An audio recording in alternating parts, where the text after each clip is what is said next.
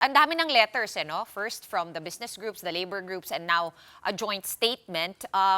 Mukhang nafe-feel na namin yung impatience. And I think everybody shares that sentiment. Pero in terms of tipping point, how far are we from that tipping point? And kung umabot na tayo doon, ano yung pinaplano ninyo na further action kung meron?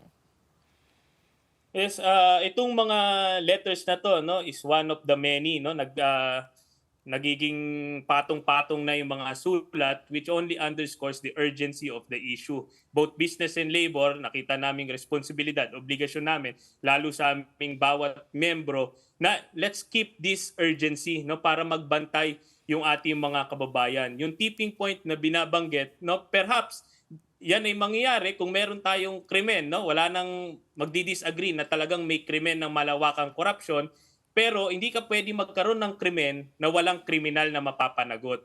So yun yung aming hinihingi na dapat makita natin, may mga charges filed, no? Mga strong cases filed, whole departure orders kung kanino man, at doon naman sa pagkilos, no, ang TUCP kasama rin nung lumahok doon sa September 21 at kami rin ay nagbabalak din sumama doon sa November 30. Ngunit yung mga detalye nito ay patuloy na pinag-uusapan. Actually, Carlo, nagbigay naman ng timeline si Secretary Vince Dizon, ano? And sinabi niya na by Christmas, na baka may makulong na. Are you optimistic na ganun nga ang mangyayari by Christmas?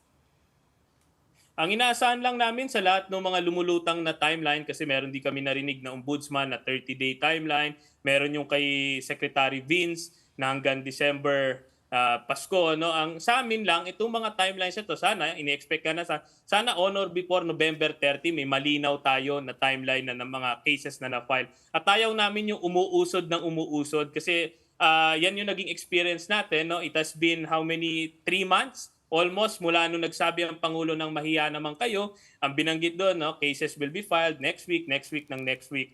Kaya yung aming naging open letter na, binabanggit na namin. So what now, Mr. President, after 3 months to underscore the urgency for action?